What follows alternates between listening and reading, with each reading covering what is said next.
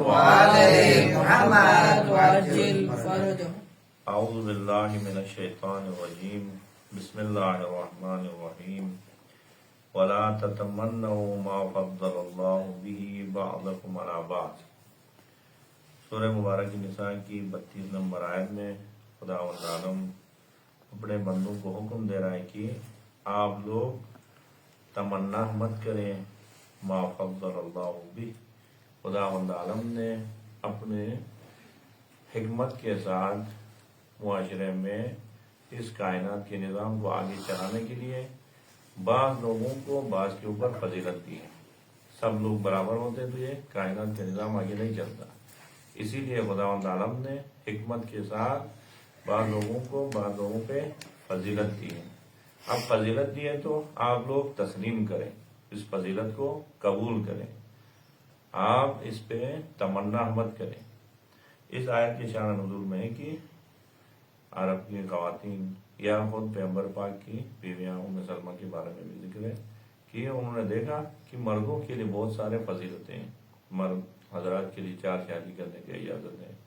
مردوں کے لیے خداوند عالم کے حکم سے ارث جو ہے وہ جب کوئی شخص وفات پائے تو اس کا وارث بن کے پورا حصہ لیتا ہے. خواتین کے لیے آدھا ہے. یا مرد حضرات جنگ میں شرکت کرتے ہیں تو ان کے دل میں بھی تمنا ہوئی کہ ہم بھی اگر مردوں کی طرح ہوتے، مردوں کی صف میں ہوتے تو ہم بھی جہاد کی عظیم فضیلت حاصل کر لیتے اور اس میں ہمیں زیادہ ملتا، ہم خدا کی راہ میں خرچ کرتے. تو خداوند عالم نے یہ آیت نازل فرمائی، کہا کہ آپ لوگ تمنا مت کریں. وَلَا تَتَمَنَّوْا مَا فَضَّلَ اللَّهُ بِهِ بَعْضَكُمْ عَلَىٰ بَعْضٍ. اب خواتین کے لیے بہت ساری چیزوں میں فضیلت دی ہے. اسی وجہ سے بہت سارے مردوں نے کہا کہ ہمیں بھی وہ فضیلتیں ملتی. مثلا خواتین کے لیے کیا فضیلت دی ہے؟ خداوند عالم نے مہرین کے لیے رکھا ہے، مردوں کے لیے نہیں رکھا. وہاں پہ کیا کیا؟ وَآتُوا النِّسَاءَ صَدُقَاتِهِنَّ نِحْلَةً. خواتین کے لیے ان کے مہر ادا کریں. نِحْلَةً یہ خدا کی طرف سے ہدیہ ہے. اب مردوں کے لیے یہ حق نہیں ہے. یا خواتین کے لیے کیا ہے؟ واجب النفقہ ہے. وہ لوگ مرد کی ذمہ داری ہے ان خواتین کو کھانا اور ان کے مکان کا انتظام کرنا. خواتین کے لیے کوئی پریشانی نہیں، وہ آرام سے بیٹھیں. شادی کرنے کے بعد 3 چیزوں کی ذمہ داری مرد کی ہے. خاتون کے لیے کھانے کا انتظام کرے گا، کپڑوں کا انتظام کرے گا اور بیٹھنے کی جگہ مکان کا انتظام کرنا. تو بہت سارے مردوں نے بھی کیا ہے کہ ہم اس مصیبت میں پھنسے ہوئے ہیں، ہمیں بھی کوئی ایسا کام مل جاتا. تو خداوند عالم نے کہا کہ اس دنیا کے نظام کو آگے بڑھانے کے لیے بعض لوگوں کو بعض پہ فضیلت دی ہے. بعض چیزوں میں خواتین کو فضیلت حاصل ہے کہ وہ ان کو مہریت کا حق دیا، ان کو کمانے کی کوئی ذمہ داری ان کی گردن پہ نہیں. بعض چیزوں میں مردوں کے لیے کہ مردوں کو 4 شادی کرنے کی حق دی ہے، یا ان کے لیے ارث جو ہے وہ پورے کا پورا حصہ ملتا ہے. اب آگے خداوند فرماتے ہیں کہ اب جو حصے ہوئے تو وہ حصے مشخص ہیں. لِلرِّجَالِ نَصِيبٌ مِّمَّا اكْتَسَبُوا. مردوں کے لیے وہی حصہ ہے جو وہ کمائیں گے، یا وہ ارث کے ذریعے سے کمائیں یا خود کاروبار کریں گے تو اس حصے کا پورا پورا مالک بن جاتے ہیں. وَلِلنِّسَاءِ نَصِيبٌ مِّمَّا اكْتَسَبْنَ. اور خواتین کے لیے بھی پورا حصہ ہے جو وہ کماتے ہیں. اور صدر اسلام میں کیا تھا؟ خواتین کی کوئی اپنی پاور نہیں تھی، ان کے پاس کوئی مال کے وہ مالک نہیں بنتے تھے. خداوند عالم نے کہا جو مال وہ کماتے ان کے مالک ہوں گے. زمین سے کھیتی باڑی کر کے کمائیں یا تدریس کریں گے یا کہیں پہ ملازمت کریں، جو حق کی زحمت وہ اٹھا لیتے ہیں وہ ان کے مالک بن گئے. دنیا میں ہر بندہ اپنے مال کا مالک ہے. اس پہ ہم لوگ توجہ نہیں دیتے. بیوی 1 روپیہ شوہر سے بغیر جا کے نہیں اٹھا سکتی، اور اسی طرح شوہر بھی بیوی کے 1 روپے پہ 1 پیسے میں بھی بغیر اجازت کے اختیار نہیں رکھتا ہے. حتیٰ جو بچے ہیں، ابھی بچے ہیں نابالغ ہیں، تو بھی ان کے مال کو ماں باپ بھی نہیں اٹھا سکتے، ان کے وہ مالک ہیں. کسی بھی ذریعے کسی نے ان کو تحفہ دیا ہے. جیسے ابھی بچے تازہ دنیا میں آتے ہیں کیا کرتے ہیں؟ خواتین آتی ہیں تحفے لے کے آتے ہیں. وہ تحفے انہی بچوں کے یا بالغ ہونے کے بعد ان کو دینا ہے یا ان کے فائدے میں خرچ کرنے، مصلحت پہ ان کو استعمال کرنا. یہ حکم خدا اس طرح ہے کہ لِلرِّجَالِ نَصِيبٌ مِّمَّا اكْتَسَبُوا. مردوں کے لیے بھی حصہ ہے جو انہوں نے کمایا، اس پہ کوئی اعتراض نہیں ہے. وَلِلنِّسَاءِ نَصِيبٌ مِّمَّا اكْتَسَبْنَ. خواتین کے لیے اپنا حصہ ہے جو انہوں نے کمایا، وہ ان کے مالک ہوتے ہیں. وَاسْأَلُوا اللَّهَ مِن فَضْلِهِ. اب خدا فرماتے ہیں کہ میں نے مصلحت کی خاطر بعض کو بعض پہ فضیلت دی ہے. اگر آپ تمنا کرتے رہیں گے تو آپ کے اندر کیا ہوگی؟ حسد جیسی بیماری پیدا ہو. اب مجھے خدا تعالیٰ نے سعید خلق کیا، کسی کو خدا تعالیٰ نے کوئی اور مرد خلق کیا، کسی کو خوبصورت خلق کیا، کسی کو اور صورت میں. اب ایک دوسروں کی فضیلتوں پہ پیچھے پڑو گے تو حسد جیسی بیماری پیدا ہو. کہو یہ خدا تعالیٰ کی طرف سے عطا ہے، خدا کی عطا پہ ہمیں کوئی پریشانی نہیں ہے، ہم خود خدا سے مانگیں. کہہ رہے وَاسْأَلُوا اللَّهَ مِن فَضْلِهِ. آپ ایک دوسروں کے فضیلتوں پہ تمنا نہیں کریں، خدا کے فضل بہت وسیع ہے، خدا کے فضل سے درخواست کریں، خدا تعالیٰ آپ کو اور فضیلتیں دیں. وَاسْأَلُوا اللَّهَ مِن فَضْلِهِ إِنَّ اللَّهَ كَانَ بِكُلِّ شَيْءٍ عَلِيمًا. بے شک خدا ہر چیز کے بارے میں جانتا ہے. اب کسی کو فضیلت دیے تو خدا ایسے نہیں دیے، جانتا ہے، حکمت خدا کا تقاضا ہے، علم خدا کا تقاضا ہے کہ اس کو فضیلت دینا، اس کو فضیلت نہیں دینا. اب یہی فضیلتیں ہیں، اسی وجہ سے کیا ہو گیا، کوئی شخص وفات ہوئی تو اس کا مال جو ہے وہ اسی فضیلت کے تحت تقسیم ہوگا. اسی لیے بعد والے آیت میں کیا فرماتے ہیں وَلِكُلٍّ جَعَلْنَا مَوَالِيَ مِمَّا تَرَكَ الْوَالِدَانِ وَالْأَقْرَبُونَ. آپ میں سے ہر ایک کے لیے ہم نے قرار دیے موالی کو، وارث کو قرار دیے. کوئی بندہ وفات پائے تو اس کے لیے ہم نے وارث قرار دیے. وَلِكُلٍّ جَعَلْنَا، ہر ایک کے لیے ہم نے قرار دیے موالیہ، ولی قرار دیے، وارث قرار دیے. کس سے؟ مما ترک الوالدان، ماں باپ جو مال چھوڑ کے دنیا سے جاتے ہیں وہ مال ضائع نہیں ہے، ان کے لیے ہم نے وارث قرار دیے. وہ آیت ارث جو قرآن مجید میں پڑھ لیا، یوصیکم اللہ فی اولادکم للذکر مثل حظ الانثیین، ان آیات میں تفصیل سے بیان. والاقربون، یا آپ کے قریبی رشتہ دار وفات ہو جائیں تو ان سے وارثوں کو مال ملتا ہے، ہم نے وارث قرار دیا. والذین عقدت ایمانکم، اور ان لوگوں کے بھی آپ لوگ موالی ہیں، وارث ہیں، جن کے ساتھ آپ نے کیا کیا ہے؟ آپ نے عقد باندھا ہے آپس میں. عقدت ایمانکم، آپ نے قسمیں کھا کے ایک دوسرے کے ساتھ ایک محکم عقد باندھے ہیں. جیسے شادی سے پہلے ایک اجنبی خاتون ہے، جب آپ عقد باندھتے تو وہ آپ کی بیوی ہو گئے. اب اگر خدا نخواستہ آپ کو موت آئے تو وہ آپ کے چوتھے مال کے مالک، پورے طریقے سے چوتھا حصہ وہ اٹھائے. یا وہ خاتون وفات پائے تو آپ باقاعدہ نصف ان سے مال دے دیں. حالانکہ پہلے تو اجنبی تھے، لیکن عقد کی وجہ سے آپ ایسا رشتہ محکم ہوا کہ ارث میں آپ لوگ شامل ہو چکے ہیں، اب ان کا حصہ دینا ہے. یا والذین عقدت ایمانہم، جن لوگوں سے آپ نے عقد باندھ دیا ہے، فآتوہم نصیبہم، ان کا حصہ بھی دینا ہے. ان کا حصہ خدا نے مشخص کیا. وَلَكُمْ نِصْفُ مَا تَرَكَ أَزْوَاجُكُمْ إِن لَّمْ يَكُن لَّهُمْ وَلَدٌ فَإِن كَانَ لَهُمْ وَلَدٌ فَلَكُمُ الرُّبُعُ. اگر بیٹے نہیں ہو تو آپ اپنی بیویوں سے نصف حصہ لیں گے، بیٹے ہو تو بچے ہو تو کیا کریں گے؟ چوتھا حصہ لیں گے. وَلَهُنَّ الرُّبُعُ مِمَّا تَرَكْتُمْ، آپ جو ترکہ چھوڑ کے جا رہے ہیں آپ کی بیویوں کے لیے چوتھا حصہ ہے. إِن لَّمْ يَكُن لَّهُمْ وَلَدٌ، إِن لَّمْ يَكُن لَّكُمْ وَلَدٌ، اگر آپ کے اولاد نہیں ہے. فَإِن كَانَ لَكُمْ وَلَدٌ فَلَهُنَّ الثُّمُنُ، پھر اس وقت وہ آٹھویں حصے کا مالک ہوتے. یا والذین عقدت ایمانکم میں بہت سارے مفسرین نے کچھ اپنے رائے وہاں پہ بیان کیے. کہا کیا وہ دور جاہلیت میں کیا کرتے تھے؟ بیٹے کو منہ بولا بیٹا بنا کے لاتے تھے گھر میں. اب خدا نے کہا اب جو جس کو لائے ہو اس کو بھی باقاعدہ حصہ دے دو. وفات پانے کے بعد باپ وفات پائے تو منہ بولا بیٹے کا بھی حصہ بنتا ہے. بعد میں پھر سورہ احزاب کی آیت نازل ہوئی. کیا کہا؟ وَأُولُو الْأَرْحَامِ بَعْضُهُمْ أَوْلَىٰ بِبَعْضٍ، اولو الارحام بعض سے زیادہ آپ کے لیے اولا ہیں. پھر اس کی وجہ سے ارث کے تین یعنی طبقے بندی ہو گئی. پہلے طبقے کا ایک بندہ ہو، دوسرے طبقے کو نہیں ملے گا، تو پھر اس کی وجہ سے یہ آیت منسوخ ہوئی. کیا یا بعد نے کہا کہ امیر المومنین پیغمبر پاک نے مہاجرین اور انصار کے درمیان عقد اخوت باندھا تھا، اسی عقد اخوت کی وجہ سے وہ بھائی بن گئے. اب ان کا وجہ نہیں کیا، عقد اخوت کی وجہ سے ان کو باقاعدہ ارث عطا ہوگا، مال جو ہے نا ان کو دینا ہے. پھر وہی آیت نے آگے ان کو بھی منسوخ کیا. مہاراج جیسے بھی ہو والذین عقدت ایمانکم میں یہ رشتہ ازدواج شامل ہے. اس کے علاوہ جو منہ بولا بیٹا بناتے تھے یا اور عرب میں قسمیں کھا کے آپس میں عقد باندھتے تھے اس میں بھی ارث شامل تھا. لیکن اس آیت نے سورہ احزاب کی آیت نے اس آیت کو منسوخ کیا. ان اللہ کان علی کل شیء شہیدا، بے شک خدا تعالیٰ ہر چیز کے بارے میں گواہ ہے، جانتا ہے کہ آپ کس کو کتنا حصہ دے رہے ہو، اس کے بارے میں خدا تعالیٰ جانتا ہے. اب ان دو آیتوں میں سے دیکھیں خدا تعالیٰ نے ایک بہترین جو ہے نا ہماری رہنمائی کی ایک بہترین نسخہ عطا کی. وہ کیا کہہ رہے ہیں رب العالمین فرماتے ہیں کہ وَاسْأَلُوا اللَّهَ مِن فَضْلِهِ، اپنے پروردگار سے درخواست کریں، دعا مانگیں فضل خدا کی۔ یہ بہت اہم ہے۔ انسان دنیا میں جو ہے نا تھوڑی سی طاقت آتی ہے انسان کے پاس تو وہ اپنے آپ کو مالک سمجھتا ہے، خدا کی خدائیت کو بھول جاتا ہے، خدا کے فضل کو بھول جاتا ہے، جبکہ حقیقت میں ہمیں جو ہے خدا کے فضل پہ امید کرنا ہے۔ قرآن میں دو قسم کے فکر ذکر ہوئے، دو قسم کے تفکر ہیں۔ ایک تفکر جو ہے تفکر قارونی ہے، قارون کی جو فکر تھی وہ بھی قرآن میں ذکر ہوا ہے۔ ایک الہی بندوں کے ذکر حضرت موسیٰ علیہ السلام کا ذکر، ایک موسوی تفکر ہے، ایک قارونی تفکر ہے۔ اب دونوں میں فرق کیا ہے آپ دیکھیں۔ قارون جو ہے وہ کیا کہتا تھا، ہر چیز کو اپنا آپ کو مالک سمجھتا ہے۔ موسیٰ کیا کہتا ہے، اپنے آپ کو کسی چیز کا مالک نہیں سمجھتا، سب کچھ خدا مالک ہے اور خدا کے فضل پہ امید رکھتا ہے۔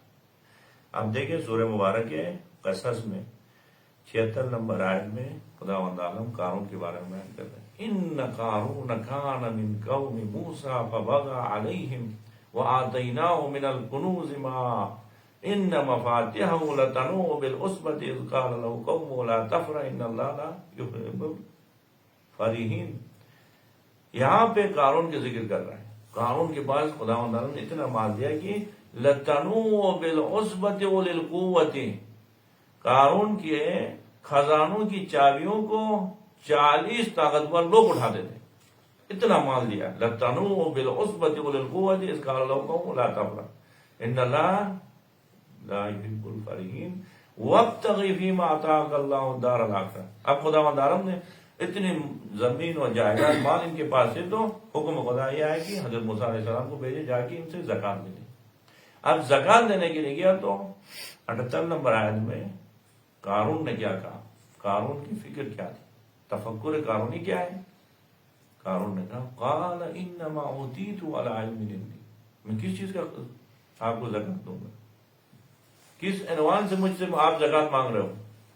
قال انما اوتیت علی علم عندی، یہ پورا مال میں نے اپنے علم سے اکٹھا کیا، یہ میں نے خود کمایا، محنت میں نے کیا ہے اور پیسے خدا کو دوں، یہ کہاں کی بات ہے؟ تو کوئی قارونی تفکر ہے۔ اسی لیے آیت اللہ العظمہ جوادی احمدی صاحب مفسر قرآن کیا فرماتے ہیں، ہم میں سے بھی اکثر اس طرح ہیں، ہم بولتے وقت اسلامی بات کرتے ہیں، حرف اسلامی میں کریں، زندگی قارونی کرتے ہیں، زندگی گزارتے ہیں تو قارونی زندگی گزارتے ہیں۔ کیا کہتے ہیں؟ میرے 6 بیٹے ہیں، میری زمین ہے، میرا گھر ہے، یہ میرا، خدا کو بھول گئے۔ نہیں کہتے خدا کے فضل سے میرے پاس خدا نے 6 بچے عطا کیے، بھول گئے فضل خدا۔ جب بچے نہیں ہو صبح و شام واہ ویلا کرتے ہیں، خدا کوئی بچے دے بچے دے، جب بچہ ہو تو کیا کہتے ہیں، یہ میرا بیٹا ہے۔ نہیں کہتے کہ فضل خدا سے مجھے نا عطا ہوا، خدا کے فضل کو بھول جاتے ہیں۔ قارون کی طرح کیا کہتے ہیں، قال انما اوتیت علی علم عندی، جب گھر نہیں ہو تو سر بدن کے ٹھوکرے کھاتے ہیں، گھر ہو تو کبھی نہیں کہتے ہیں فضل خدا سے ہوا، کیا کہتے ہیں، بس یہ تو میں نے اپنی محنت سے بنایا، میں نے بہت محنت کی اس گھر کو بنانے، خدا کے فضل کو بھول جاتے۔ بس پھر قارون فکر یہ ہے، قارون کیا کہہ رہے ہیں، قال انما اوتیت علی علم عندی، یہ جو مال میں نے اکٹھا کیا ہے یہ اپنے علم کے ذریعے سے، اپنی محنت کے ذریعے سے، کیوں دوں گا میں زکات؟ اب اس کے برخلاف موسیٰ کی فکر دیکھیں، تفکر موسوی دیکھیں۔ جب حکم خدا سے حضرت موسیٰ علیہ السلام بنی اسرائیل کو لے کے گئے آدھی رات کو، فرعون کو پتہ چلا کہ موسیٰ علیہ السلام نے اپنے چاہنے والوں کو لے کے گئے، تو فرعون نے اپنے لشکر کو حکم دیا کہ جا کے فرعون کو پکڑ لے اور موسیٰ کو پکڑ لے، اور موسیٰ کے ساتھ جتنے ہیں سب لوگوں کو ٹکڑ ٹکڑ کر دیں۔ اب پورا فرعون کا لشکر موسیٰ علیہ السلام کے پیچھے پڑ گیا۔ اب جا رہا ہے، دیکھا رات کی تاریکی میں نکلے، ایک دوسرے کے پیچھے جا رہے ہیں۔ صبح جب ہوئی تو موسیٰ علیہ السلام کی قوم کو فرعون کی قوم نے، لشکر نے دیکھ لیا، ایسے عالم میں دیکھ لیا۔ سورہ مبارک کی قصص، سورہ مبارک شعراء کی 61 نمبر آیت 62 نمبر آیت میں کیا فرماتے ہیں، فلما تراءى الجمعان، جب دیکھ لیا دونوں گروہ نے ایک دوسرے کو، کس عالم میں دیکھ لیا، آگے سمندر ہے، پیچھے فرعون کا لشکر ہے، اور موسیٰ علیہ السلام اور موسیٰ کے حواری خالی ہاتھ، اس عالم میں فلما تراءى الجمعان قال اصحاب موسیٰ انا لمدرکون، موسیٰ علیہ السلام کے اصحاب نے کہا اب ہمیں پکڑ لیں گے، اب ہمیں ٹکڑے ٹکڑے کریں گے، یہاں پہ تفکر موسوی کیا ہے؟ کہا ہاں ہمیں پکڑیں گے، ہمیں ٹکڑا کریں گے، نہیں کہہ رہے فضل خدا پہ امید کریے. کیا کہہ رہے؟ قال کلا، ہرگز ایسا نہیں کہ، ایسا مت کہے کہ ہمیں پکڑ لیں گے. قال کلا ان معی ربی سیہدین، میرا رب میرے ساتھ ہے، ہمیں حتمن ہدایت کرے گا، نجات دے گا. ہمیں اپنی کوشش کرنی تھی، نکلنا تھا، نکل گئے. اب خدا کی ذمہ داری اپنے فضل سے ہمیں نجات دے. یہی کہنا تھا. پھر خدا نے کیا کہا؟ فَأَوْحَيْنَا إِلَى مُوسَىٰ أَنِ اضْرِب بِعَصَاكَ الْبَحْرَ فَانْفَلَقَ فَكَانَ كُلُّ فِرْقٍ كَالطَّوْدِ الْعَظِيمِ. رب العالمین نے کہا کہ اپنے عصا سے، اپنی لاٹھی سے اسی سمندر پہ مارے. جب سمندر پہ مارا، سمندر یعنی پہاڑوں کی طرح رک گیا اور خشک راستے سے موسیٰ علیہ السلام گزر گئے. دیکھیں فکر کی تبدیلی. اسی راستے سے خدا کے فضل پہ امید کر کے موسیٰ علیہ السلام گزرے تو نجات پایا. اسی راستے سے فرعون والے بھی داخل ہو گئے، فرعون اور فرعون کے لشکر بھی داخل ہوا. لیکن فرعون نے اپنی کیا ہے مال پہ، اپنی قدرت پہ اعتماد کر کے اسی سمندر میں داخل ہو گیا اور غرق ہو گیا. یہ بہت تفکر قرآنی یہ ہے کہ انسان ہمیشہ کیا کرے؟ اپنے خدا کے فضل کا دعا مانگے. وَاسْأَلُوا اللَّهَ مِن فَضْلِهِ، خدا کے فضل کو مانگتے رہے، رب العالمین کے فضل کی درخواست کرتے ہیں. اور یہ انسان کی سب سے بڑی مصیبت ہے کہ انسان کے پاس طاقت آتی ہے نا، خدا نے خود سے تعجب سے کیا فرماتا ہے؟ أَوَلَمْ يَرَ الْإِنسَانُ أَنَّا خَلَقْنَاهُ مِن نُطْفَةٍ فَإِذَا هُوَ خَصِيمٌ مُبِينٌ. سورہ یاسین میں کیا آیا؟ اس انسان کو آپ نے نہیں دیکھا؟ اس کو ایسے نازک پانی سے، ایک نجس پانی سے میں نے خلق کیا. جب یہ طاقتور ہو جائے تو کیا کرتا ہے؟ اس کے جسم میں طاقت آتی ہے تو خدا کو بھولتا ہے. أَوَلَمْ يَرَ الْإِنسَانُ أَنَّا خَلَقْنَاهُ مِن نُطْفَةٍ فَإِذَا هُوَ خَصِيمٌ مُبِينٌ وَضَرَبَ لَنَا مَثَلًا وَنَسِيَ خَلْقَهُ قَالَ مَن يُحْيِي الْعِظَامَ وَهِيَ رَمِيمٌ. جب تھوڑا سا طاقتور ہوتا ہے تو کیا کہتے ہیں؟ میرے بارے میں مثالیں دینا شروع کر. مثالیں دے کے کہتے ہیں کون ہے دوبارہ خلق کرنے والا؟ ہم وَضَرَبَ لَنَا مَثَلًا وَنَسِيَ خَلْقَهُ، اپنی خلقت کو بھول جاتا ہے یہ انسان. اسی لیے ہمیشہ رب العالمین کے فضل کی امید کریں. اب ایک فکر یہ ہے کہ انسان کیا کرتے ہیں؟ جو کماتا ہے اپنے آپ کو مالک سمجھتے ہیں. اس سے ہٹ کے کچھ لوگ ہوتے ہیں دیندار ہوتے ہیں، لیکن وہ کیا کرتے ہیں؟ ٹھیک ہے خدا کے فضل کے امیدوار ہوتے ہیں، لیکن خدا کے اپنے آپ کو ہر چیز کے مالک نہیں سمجھتے. لیکن ادھر سے کیا کرتے ہیں؟ اپنے آپ کو نیک اعمال کرنے کی وجہ سے جزا کا مستحق سمجھتے ہیں، طلبگار سمجھتے ہیں. کہتے ہیں کہ ہمارا حق یہ ہے کہ خدا ہمیں جنت عطا کرے گا، خدا ہمیں نعمات عطا کرے گا، جبکہ خدا کے فضل کو بھول گئے. اب دیکھیے بنی اسرائیل میں ایک عابد تھا. یہ ہم سب کی عادت ایسی ہے، لیکن خدا دکھانے کے لیے ایک واقعہ یہاں ذکر کر رہے ہیں. بنی اسرائیل کے عابد نے کیا کیا؟ 100 سال عبادت کی. 100 سال عبادت کرنے کے بعد ان کے دل میں ایک بات آ گئی کہ 100 سال لگاتار میں نے شب بیداری کی، دن بھر روزے رکھ کے عبادت کی، اب تو میں اولیاء اللہ میں سے ہو گیا ہوں، اب میرے اوپر کرامات ہوں گے، معجزے اب مجھ سے صادر ہوں، خدا عالم کی طرف سے کوئی عطا ہوگا، اب تو میں ولی اللہ میں سے. یہ بات ان کے ذہن میں آ گئی تو اب وہ انتظار میں 100 سال عبادت کے کوئی نتیجہ تو نکلے. یہ اس بات کی فکر میں تھا. ایک دفعہ وہ سفر پہ نکلا. دیکھیں اپنا آپ کو ہم عبادت کی وجہ سے مستحق سمجھیں، اس کی کتنی مصیبت ہے ہمارے لیے. سفر میں جب نکلا نا، جا رہے تھے، اچانک راستہ بھول گئے، بھٹک کے بیابان میں. اب بیابان میں جا رہے تھے، جو آپ نے ساتھ پانی لے کے گیا تھا، کھانے کی چیزیں تھے، کھایا پیا، ختم ہو گیا. اب خالی رہ رہے اور راستہ ختم نہیں ہو رہا ہے، بیابان میں گھوم رہے. آخر میں بہت زیادہ بھوک و پیاس لگ گئی، شدت پیاس سے گر گیا. وہاں جب گرنا تھا خدا عالم نے فرشتے کو بھیجا انسان کی شکل میں. فرشتے وہاں سے گزر رہا تھا، وہ شخص نے وہاں پہ مرنے کی حالت ہے، شدت پیاس سے گر چکا ہے، آگے بڑھنے کی حالت نہیں ہے. ایک بندہ وہاں سے گزرا تھا، ان سے پوچھا آپ کیا کر رہے ہیں، کہاں جا رہے ہیں؟ کہا میں سفر پہ نکلا ہوں، مجھے بہت زیادہ پیاس لگی، کچھ پانی مجھے دے دیں آپ کے پاس. نے کہا پانی ہے میرے پاس، پانی ایسے تو نہیں دوں گا، اس کی قیمت دے دیں پھر دوں گا. اس عالم میں اس وقت کہاں سے آپ کو بہت پانی ملے؟ انہوں نے کہا میرے پاس کچھ نہیں ہے پانی قیمت دینے کے لیے. کہا قیمت دینے نہیں ہے تو آپ نے جو عبادتیں کی، بہت سارے عبادتیں کی، وہ عبادتیں سارے مجھے دے دیں، میں آپ کو 1 گلاس پانی دوں گا. اب اس نے سوچا، کہا کہ میں پانی تو پیوں گا تو بعد میں جا کے پھر عبادت کروں گا، ورنہ پانی نہیں پیوں گا تو مر جاؤں گا. لیکن کہا کہ دیکھو میں نے کوئی معمولی عبادت نہیں کی، 100 سال عبادت کی. انہوں نے کہا 100 سال کیے تو 1 گلاس پانی دے دو. انہوں نے کہا نہیں، تو کہا کہ آدھا گلاس دے دو، آدھی عبادت دیتا ہوں۔ 50 سال کی عبادت دے دیا اور آدھا گلاس پانی پی کے آگے بڑھ رہا تھا، پھر آگے جا کے شدت پیاس کی وجہ سے گر گیا، پھر وہ فرشتہ انسان کی شکل میں حاضر ہوا، کہا کہ آدھا گلاس مزید دے دیں، وہ 50 سال عبادت جو بچی تھی وہ بھی لے لی، وہ بھی لے لیا اور پانی پیا تھا، تھوڑا آگے جا رہا تھا، فرشتے نے کہا دیکھا 100 سال عبادت کر کے خدا کے اوپر احسان کر رہے تھے کہ میں اولیاء اللہ میں سے ہوگی، اب معجزے مجھ سے صادر ہو، اس فکر میں تھے 100 سال عبادت کی قیمت کیا ہے پتہ ہے؟ خدا کے ایک گلاس پانی کے برابر۔ اب خداوند عالم چاہتا ہے کہ جتنا آپ نے خدا سے پانی پیا ہے خدا کی زمین میں، اس سب کا جو ہے نا قیمت کیا خداوند عالم دینا چاہتا ہے۔ اب دیکھیں ہم جب عبادت کرتے ہیں تو کیا کرتے ہیں؟ ہمیں 2 رکعت نماز کی یاد ہے، اتنے فضل خدا ہمارے اوپر، رحمت خدا ہے، ہم خدا کی دی ہوئی طاقت سے عبادت کی، خداوند عالم کی دی ہوئی نعمتوں کو کھا رہے ہیں، خداوند عالم کی دی ہوئی نعمت سے زندگی گزار رہے ہیں، سب کو بول گئے کیا کر رہے ہیں؟ ہم نے پورے ماہ رمضان روزہ رکھا ہے، اب تو عید منائیں گے، عید پہ خداوند عالم کی طرف سے مزید برکتیں آنی چاہیے۔ یہ اپنے آپ کو مستحق سمجھتے ہیں، فضل خدا کو بھول گئے۔ اسی لیے خداوند عالم کیا کہتے ہیں؟ آپ نیک عمل کرتے ہو نا، یہ نیک عمل بھی میرے فضل کی وجہ سے کر رہا ہوں۔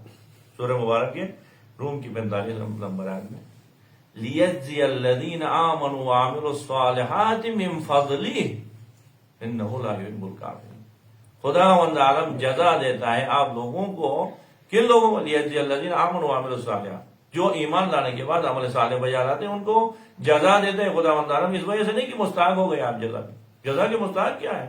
ہم تو عبد کے پاس جو کچھ ہے وہ خدا کا ہے، خدا کی دی ہوئی طاقت سے ہم عبادت کرتے ہیں۔ آگے خداوند عالم فرماتے ہیں جزا دے رہا ہوں لِيَجْزِيَ الَّذِينَ آمَنُوا وَعَمِلُوا الصَّالِحَاتِ مِن فَضْلِهِ، اپنے فضل سے آپ کو جزا دے رہا ہوں، فضل خدا سے آپ کو جزا مل رہا ہے۔ تو بہرحال اب خداوند عالم کے فضل کو دیکھیں، رب العالمین کیا کہہ رہے ہیں سورہ مبارک کے نور کی 21 نمبر آیت میں، جب ہم اس وقت اس شعال محمد میں، ہم قم کی سرزمین میں بیٹھ کے قرآن کریم کی تلاوت کریں تو ایسا خیال نہیں کہ ہم بہت اچھے ہو، یہ فضل خدا ہے کہ ہمیں یہ توفیق مل گئی۔ اب خداوند کیا فرماتے ہیں؟ یا ایھا الذین آمنوا لا تتبعوا خطوات الشیطان، اے ایمان والو شیطان کی پیروی مت کرو، ومن یتبع خطوات الشیطان فإنہ یأمر بالفحشاء والمنکر، جو بھی شیطان کی پیروی کرے گا تو شیطان تو فحشاء و منکرات کی دعوت دے رہا ہے، اسی لیے شیطان کی پیروی مت کرو۔ آگے کیا فرماتے ہیں خداوند تعالیٰ؟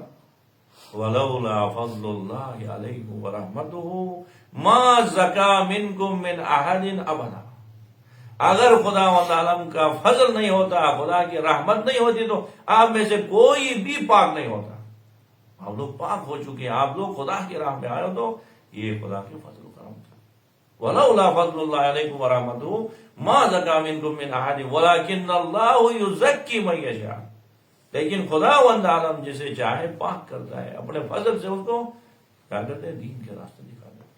ورنہ اسی وقت دیکھیں کتنے ایسے اچھے ہیں، ہم سے اچھے لوگ تھے، توفیق نصیب نہیں ان کو، اس وقت وہ فحشاء و منکرات کے اڈوں میں جا کے وہ گناہ کی محفلوں کی زینت بن گئے، لیکن ہمیں خداوند عالم نے یہاں بلایا تو یہ نہیں کہ ہم اس کے مستحق تھے، یہ فضل خدا، فضل خدا نہ ہو تو سب لوگ ہلاک ہوتے ہیں۔ سورہ مبارک ہے نساء کی 83 نمبر آیت میں خداوند ہم کیا فرماتے ہیں؟ وَلَوْلَا فَضْلُ اللَّهِ عَلَيْكُمْ وَرَحْمَتُهُ لَاتَّبَعْتُمُ الشَّيْطَانَ إِلَّا قَلِيلًا، اگر خداوند عالم کا فضل آپ کے اوپر نہ ہوتا، رحمت خدا آپ کے اوپر نہ ہوتی تو لَاتَّبَعْتُمُ الشَّيْطَانَ، آپ سب کے سب شیطان کی کیا ہے؟ اتباع کرتے، شیطان سب کو اغوا کر دیتا، إِلَّا قَلِيلًا، اللہ ہو سکتا ہے بہت کم لوگ ہوتے جو کیا ہوتے ہیں خداوند عالم کی طرف آتے، اب سب آئے ہیں تو یہ فضل خدا ہے، رحمت خدا ہے۔ حتیٰ دیکھیے کائنات کے سب سے عظیم ترین ہستی پیغمبر پاک ہیں، خاتم الانبیاء ہے تو بھی یہ رحمت خدا کے محتاج ہے، فضل خدا کے محتاج، بغیر فضل خدا کے پیغمبر پاک بھی اس راستے میں آگے کامیاب نہیں ہو سکتے۔ سورہ مبارک نساء کی 113 نمبر آیت میں کیا فرماتے ہیں خداوند تعالیٰ؟ یا اے میرے حبیب وَلَوْلَا فَضْلُ اللَّهِ عَلَيْكَ وَرَحْمَتُهُ لَهَمَّتْ طَائِفَةٌ مِّنْهُمْ أَن يُضِلُّوكَ، اے میرے حبیب اگر خدا کا فضل آپ کے اوپر نہ ہوتا، خدا کی رحمت آپ کے اوپر نہ ہوتی تو کیا کر دیتے؟ یہ مشرک لوگ آپ کو گمراہ کر دیتے، لَحَمَّتْ طَائِفَةٌ مِّنْهُمْ أَن يُضِلُّوكَ، آپ کو گمراہ کر دیں گے. وَمَا يُضِلُّونَكَ إِلَّا أَنفُسَهُمْ، آپ کو گمراہ کرنے کے در پہ ہیں لیکن اپنے آپ کو گمراہ کریں. کیوں؟ فضل خدا آپ کے اوپر ہے اس وجہ سے. آگے کیا کرتے ہیں؟ خدا فرماتے وَلَوْلَا فَضْلُ اللَّهِ عَلَيْكَ وَرَحْمَتُهُ لَحَمَّتْ طَائِفَةٌ مِّنْهُمْ أَن يُضِلُّوكَ وَمَا يُضِلُّونَ إِلَّا أَنفُسَهُمْ وَمَا يَضُرُّونَكَ مِن شَيْءٍ. اے حبیب آپ کو ایک ذرہ برابر یہ نقصان نہیں پہنچا سکتے. کیوں؟ آگے خدا فرماتے ہیں کہ وَأَنزَلَ اللَّهُ عَلَيْكَ الْكِتَابَ وَالْحِكْمَةَ وَعَلَّمَكَ مَا لَمْ تَكُنْ تَعْلَمْ. خدا نے اپنے فضل سے آپ کو قرآن جیسے عظیم کتاب عطا کی. قرآن کے سائے میں، وہی الہی کے سائے میں آپ شیطان سے بد لوگوں سے آپ محفوظ. آخر میں آیت کے آخر میں کیا فرماتے ہیں؟ سورہ نساء کی 13 نمبر آیت میں وَكَانَ فَضْلُ اللَّهِ عَلَيْكَ عَظِيمًا.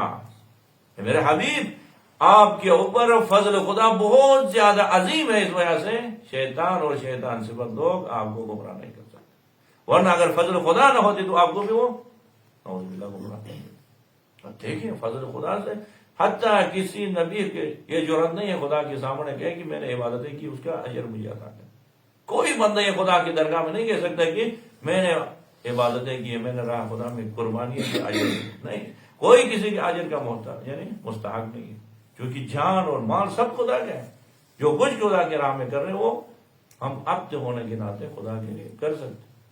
یہ ہماری ذمہ داری ہے، لیکن خدا اپنے فضل سے عطا کرتا ہے، جزا دیتا ہے. اب اس آیت میں کریم خدا کیا کہتے ہیں؟ نبی پاک کو کہہ رہے وَكَانَ فَضْلُ اللَّهِ عَلَيْكَ عَظِيمًا. خدا کا فضل ہے حبیب آپ کے اوپر عظیم ہے کہہ رہا ہے. اور پھر پیغمبر پاک کی امت کے لیے کیا کہہ رہا ہے؟ سورہ مبارک احزاب کی 47 نمبر آیت میں وَبَشِّرِ الْمُؤْمِنِينَ. اے میرے حبیب مومنین کو بشارت دے دیں. کس بات کی؟ وَبَشِّرِ الْمُؤْمِنِينَ بِأَنَّ لَهُم مِّنَ اللَّهِ فَضْلًا كَبِيرًا. بے شک مومنین کے لیے خدا کا فضل بہت کبیر ہے، بہت بڑا ہے.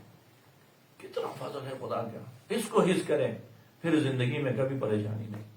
کیا میرے اوپر ایک سایہ ہے، وہ فضل خدا کا سایہ. یہ پتہ ہے خدا کتنا کریم ہے مومنین کے اوپر. جب مومن کی جان نکل جاتی ہے، روح قبض ہوتا ہے، تو یہ جو 2 فرشتے یہاں بیٹھے ہیں جو ہمارے نام اعمال لکھتے ہیں، وہ خدا کی درگاہ میں التجا کرتے ہیں، کہتے ہیں پروردگار ہم نے ان کے ساتھ ایک وقت گزار دیا، ہماری ڈیوٹی یہ تھی کہ ان کے نام اعمال لکھنا تھا، اب ہمارا وقت ختم ہوا، اب ہمیں کیا کرنا ہے؟ خدا ہم کہہ رہے ہیں کہ میری زمین میرے فرشتوں سے بھری ہوئی، میری آسمان جو ہے نا پورا آسمان فرشتوں سے بھرا ہوا ہے. نہ آسمان میں آنے کی ضرورت ہے آپ کو، نہ زمین میں رہنے کی ضرورت ہے.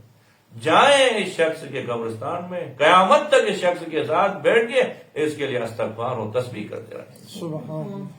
یہ مومن کے لیے فضل و کرم اتنا ہے. بِأَنَّ لَهُم مِّنَ اللَّهِ فَضْلًا كَبِيرًا. فضل خدا اسی دنیا میں ہے کہ 2 فرشتے موکل ہیں مومن کی، قیامت تک اس کے لیے تسبیح و تحلیل کر رہے ہیں، جو ثواب خدا ان کو دے رہا ہے. وَبَشِّرِ الْمُؤْمِنِينَ. خدا تعالیٰ کہہ رہے ہیں کہ مومنین کو بشارت دیں بِأَنَّ لَهُم مِّنَ اللَّهِ فَضْلًا كَبِيرًا، کہ مومنین کے اوپر خدا کا فضل بہت ہی کبیر ہے، بہت کبیر.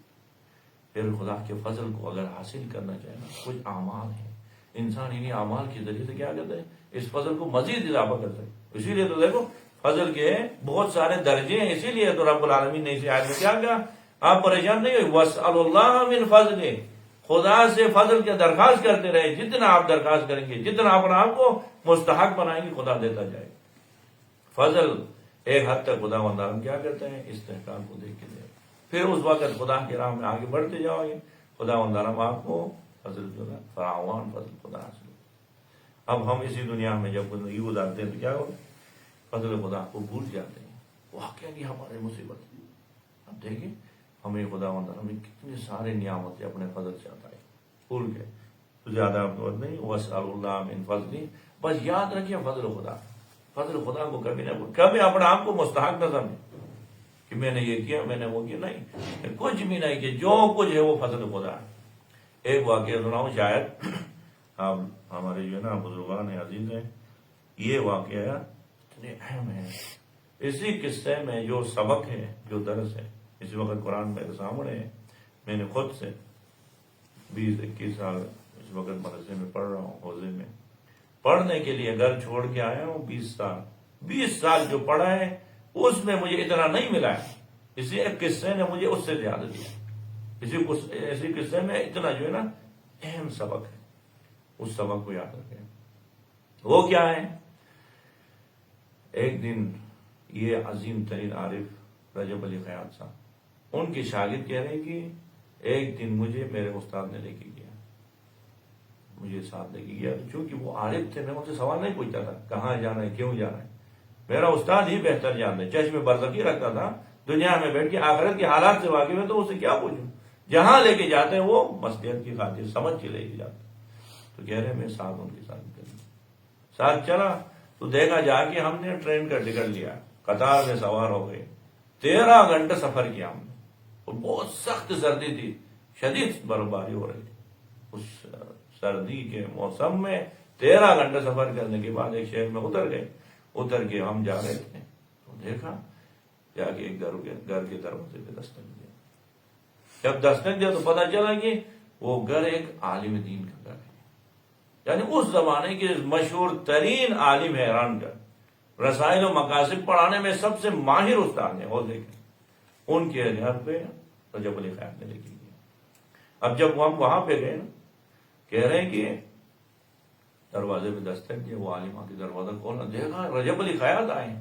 رجب علی خیاط معمولی شخصیت نہیں، وہ عام بندوں کو سر اٹھا کے دیکھتے رہے ہیں، اور اتنے دور سے میرے گھر کے دروازے پہ آئے۔ بہت خوشی سے عالم نے ان کو استقبال کیا اور اپنے گھر میں لے گئے۔ کہہ رہے ہیں کہ اندر لے کے کمرے میں ہم بیٹھے تھے، ابھی تھوڑی دیر ہی ان عالم دین نے بہت زیادہ خوش آمد کیا، آپ کی بہت شکریہ، آپ نے ہمیں اعزاز بخشا، میرے گھر میں آئے ہیں، بڑی خوشی کی بات ہے، اب آئے ہو تو میرے لیے کوئی نصیحت بھی۔ شروع میں ہی ابتدا میں یہ کہنا تھا، رجب علی خیاط نے ایک جملہ کہا بس نصیحت، یہ 20 سال پڑھا ہوں اتنا نہیں ملا مجھے، واقعہ اس کو دیکھیں، وصیت کوئی نصیحت کرے تو رجب علی خیاط نے کہا کہ اس بندے کو کیا وصیت کرو جس نے خدا کے فضل سے زیادہ اپنے علم پہ اعتماد کر کے بیٹھا۔ یہ کہنا تھا، یہ بندہ سمجھ گیا عالم، کہنا کہ 40 سال تک 50 سال تک رسائل مقاصد پڑھا کے مہارت اتنی آئی کہ خدا کے فضل کو بھول گیا ہوں، اب جو بول رہا ہوں میں اپنے علم سے بول رہا ہوں، فکر اس کی یہ بن گئی، اب اعتماد خطاب کر رہا ہے تو اپنے علم پہ کر رہا ہے، خدا کے فضل کو بھول گیا، استاد درس دے رہا ہے تو اپنے علم پہ اعتماد کر کے درس دے رہا ہے، خدا کو بھول گیا، یہ حوزے میں بیٹھ کے قارون بن گیا ہے کہ اس شخص کو میں کیا نصیحت کروں جو خدا کے فضل سے زیادہ اپنے علم پہ اعتماد کیا۔ یہ کہنا تھا، کہہ رہے وہ رجب علی خیاط کے شاگرد کہہ رہے کہ عالم نے امامہ سر سے اٹھا کے نیچے رکھ دیا، سر لے جا کے دیوار سے ٹکراتے چیخ کے رویا کہ میں نے پورے زندگی ضائع و برباد کی، کہ اتنا میں قارون بن گیا ہوں، میں فرعون بن چکا ہوں کہ میں رحمت خدا کو بھول گیا اور اپنے علم پہ اعتماد کر رہا ہوں۔ جب میں سر کو لے کے دیوار سے مار رہا تھا، شاگرد کہہ رہے میں اس کو روکنا چاہتا تھا، استاد نے کہا چھوڑو، ایسے لوگوں کا انجام یہ ہوتا ہے۔ پھر واپس نکل گئے، کہہ رہے 13 گھنٹے سفر کر کے گئے تھے، ایک جملہ کیا آج ہماری بھی یہی حالت ہے، ہم نے کیا کیا، ڈاکٹر پہ اعتماد ہے، ہمارے گھر کے کوئی بڑا ہے نا، بھائی بھیجے گا، ہمارا ابو پہ اعتماد ہے، خاندان کے بڑے پہ اعتماد ہے، ہم ممبر پہ جاتے ہیں تو خدا پہ اعتماد نہیں، فضل خدا بول کے کیا کہتے ہیں، پھر آن کی بانی جو ہے نا ہمارا اعتماد، پورا سرمایہ ہمارا بانی ہے، اس کو خوش کرانا ہے۔ اگر ہم معاشرے میں گئے تو کیا کرتے ہیں، سینہ چوڑا کی، کیوں، میرے 6 بھائی ہیں، میرے جو نا بھائی جو وہاں پہ اس آفس میں آفیسر بیٹھا، کہہ رہے ہیں سارے چھوڑو، اگر زندگی گزارنا ہے تو خدا فضل خدا پہ اعتماد کرو گے، پھر خدا جو ہے نا ایسے بندے کو اٹھاتے ہیں، ایسے انسان جو ہے نا کمال تک پہنچتے ہیں۔ اب جب فضل خدا کی بات ہو گئی تو ہمیں خود امیر المومنین کی شروع ہوتی، کتنا خدا کا فضل ہے۔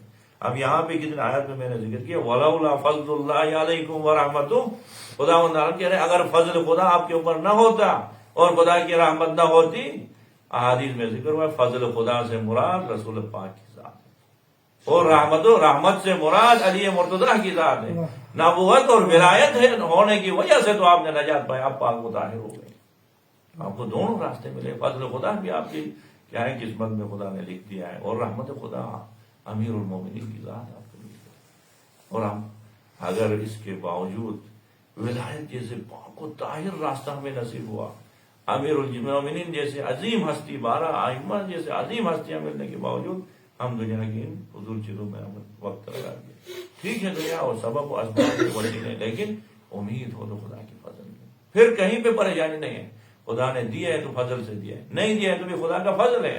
اسی لیے جواد کی تعریف کیا کر رہے ہیں؟ جو دینے والا اس کو جواد کہتے ہیں. امام کاظم علیہ السلام فرماتے ہیں کہ خدا کی جواد ہونے میں کیا ہے؟ فرق ہے.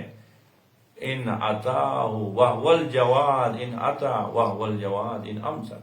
وہ جواد ہے، اگر دیتا ہے تو بھی وہ جواد ہے، نہیں دیتا ہے تو بھی وہ جواد ہے. کیوں؟ وہ نہیں دے رہا ہے، یہ ہی خدا کی سخاوت ہے. دے دے تو میں ہلاک ہو سکتا ہوں. وہ میری مصلحت کو دیکھ کے نہیں دیتا ہے، یہی بھی کیا ہے ہمارے لیے خدا کی سخی ہونے کی وجہ سے نہیں دیتا ہے. اگر دے کے ہمیں ہلاک کرنا ہے، ہلاکت سے بچانے کے لیے سخاوت کا تقاضا کہ نہیں دیتے. وہاں وہ الجواد ان عطا وان امسک.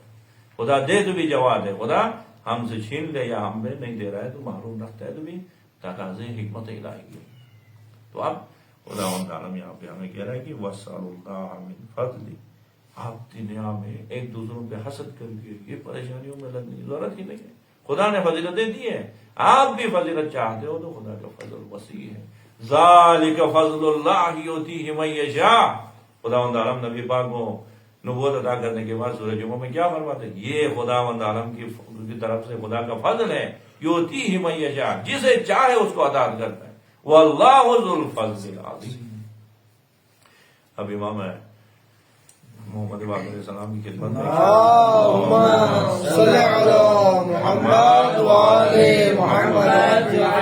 آگے انہوں نے کیا کہا؟ بولا رزق میں کمی ہے، رزق کے اضافوں میں، رزق کی برکت کے لیے کوئی نسخہ مجھے بتائیں. تو یہ سجدے میں امام اصول کافی کی روایت ہے. امام محمد باقر علیہ السلام فرماتے ہیں کہ سجدے میں نماز پڑھتے وقت سر رکھیں، آخری سجدہ ہو یا ہر سجدے میں اس دعا کو زیادہ پڑھیں، رزق میں برکت ہوگی. یا خیر المسئولین و یا خیر المعطین ارزقنی وارزق عیالی من فضلک الواسع فإنک ذو الفضل العظیم. اس دعا کو زیادہ پڑھیں تو یعنی وہ. پھر ایک شخص آیا مولا کے پاس، کہا کہ جوان ہو، گناہ کرنے کے خوف ہے، خطرہ راحت ہوتا ہے، معاشرے سے اپنا آپ کیسے بچاؤں؟ کہا کیا؟ اس دعا کو زیادہ پڑھیں. اللہم اغننی بحلالک عن حرامک وبطاعتک عن معصیتک وبفضلک عمن سواک. فضل خدا کی درخواست، فضل خدا کتنا عظیم ہے. وصلی اللہ من فضلک. امام کہہ رہے ہیں کہ سجدے میں سر رکھ کے ذو الفضل العظیم کریں، اور گناہوں سے بچنا چاہتے ہیں کیا کریں؟ فضل خدا کی درخواست کریں. فضل خدا اتنا وسیع ہے کہ امیر المومنین علیہ السلام جیسی ہستی کیا کہہ رہے ہیں؟ الہی پروردگار کی درگاہ میں دعا کریں، الہی عاملنی بفضلک ولا تعاملنی بعدلک. پروردگار کل قیامت کے دن علی کے ساتھ حساب کتاب کرتے وقت معاملہ عدل سے نہیں کرنا ہے، فضل سے کرنا ہے. عدل سے کرو گے تو ہم ہلاک ہو جائیں گے. ہمیں آپ کی فضل کی ضرورت ہے. ہم سب خدا تعالیٰ کی درگاہ میں دعا ہو کہ خدا تعالیٰ میں دونوں جہانوں میں اپنا فضل عطا فرمائے. ہر الہ پروردگارہ جو آپ کے حقیقی فضل کے مصادیق ہیں، پیغمبر پاک اور امیر المومنین کے واسطے دیتے ہیں کہ ہمیں بھی اپنے فضل و کرم ہمارے اوپر بھی شامل حال فرمائے. ہمارے والدین عزیز و اقربا کے اوپر بھی اپنا فضل و کرم شامل حال فرمائے. وصلی اللہ علی محمد وآلہ الطیبین الطاہرین.